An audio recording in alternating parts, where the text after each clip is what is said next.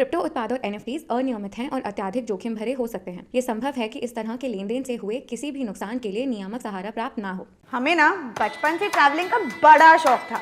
किसे पता था हम टाइम ट्रैवल भी करेंगे किसी दिन। हाँ, टाइम ट्रैवल, क्योंकि इस वीडियो में we go back a decade and more, right when the bitcoin era was starting. चलो फिर वेट किस बात की है, लेट्स स्टार्ट वॉकिंग।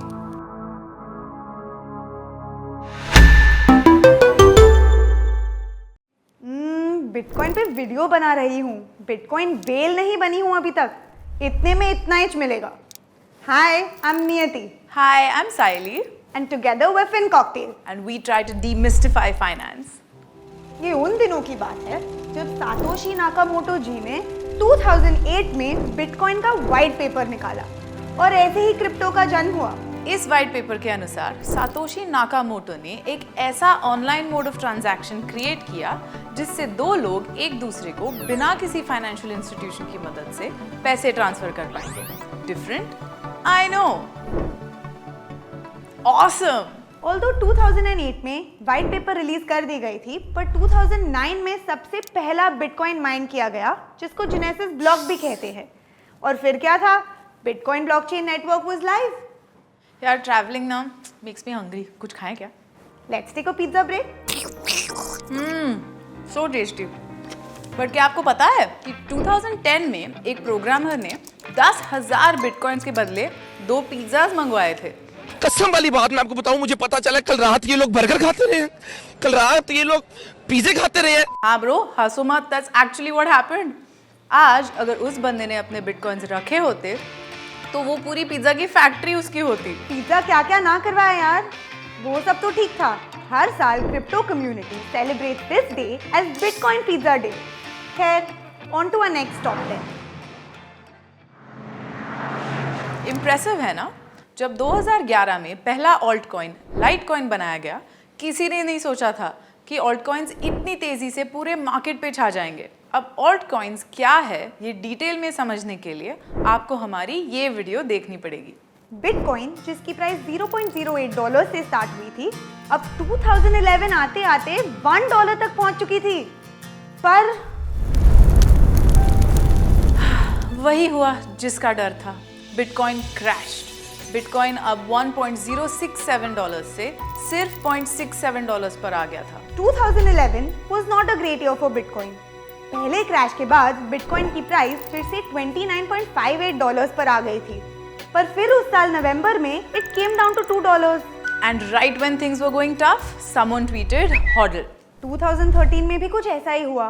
बिटकॉइन के प्राइसेस में फिर से फ्लक्चुएशंस आने लगे, पर इस बार कम्युनिटी को पता था क्या करना है।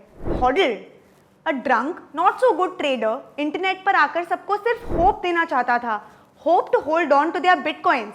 और बस फिर 1 घंटे में बेचारे के ये ड्रंक ट्वीट को मीम बना दिया गया और आज तक पूरी क्रिप्टो कम्युनिटी इस मीम को यूज करती है।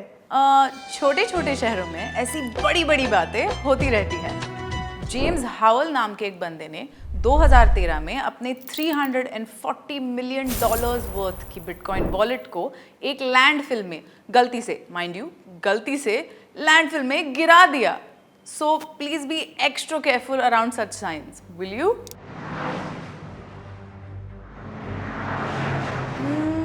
नाम तो sounds like yet another European city, but it's a Russian developer. Vitalik Buterin ने 2015 में Ethereum लॉन्च किया, a blockchain protocol to decentralize the entire internet. Rome wasn't built in a day, and neither was Ethereum. 2013 में इसको conceive किया गया, 2014 में development शुरू हुई एंड फाइनली 2015 में it was unleashed to bring crypto revolution. The technology was this amazing कि it soon became one of the leading ones in the market. Come 2017 crypto industry recover कर रही थी कि इंडिया में पहला क्रिप्टो ब्लॉकचेन प्लेटफॉर्म लॉन्च हुआ, मैटिक। नाम तो सुना ही होगा। मैटिक नेटवर्क, जो कि अब पॉलीगॉन के नाम से जाना जाता है, वो इंडिया में लॉन्च हुआ था और देखते ही देखते पूरी क्रिप्टो इंडस्ट्री में अपनी पहचान बना ली। इंडिया की Web3 स्पेस अब बूम होने लगी थी। थोड़ा स्पीड अप करें।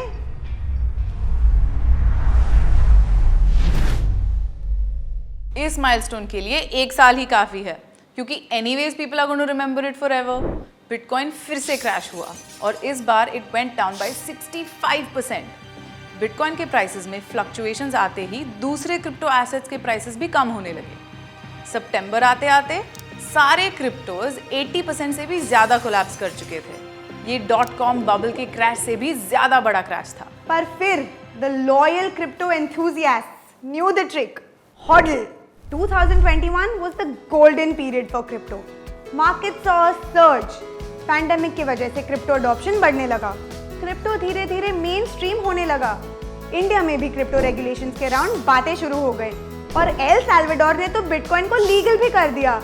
उफ, व्हाट अ ईयर। पर अब कितना पास में जियोगे यार। Live in the present my boy. बस कुछ बीते दिनों में इतनी ही बातें हुई।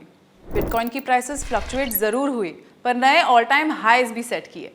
क्रिप्टो इंडस्ट्री $2 ट्रिलियन से भी ज्यादा की वैल्यू पर पहुंची। NFT और मेटावर्स की बातें शुरू हो गई। इंडिया क्रिप्टो टैक्स बना रहा है और साथ ही साथ CBDC भी। और तो और आपने और हमने CoinDCX पर क्रिप्टो जर्नी भी शुरू कर दी है। क्या? नहीं, अब तक नहीं की? ओ भाई मारो, हमें मारो। देख लो, आपको डिसाइड करना है, हमने तो कर लिया। आज के वीडियो के लिए इतना ही।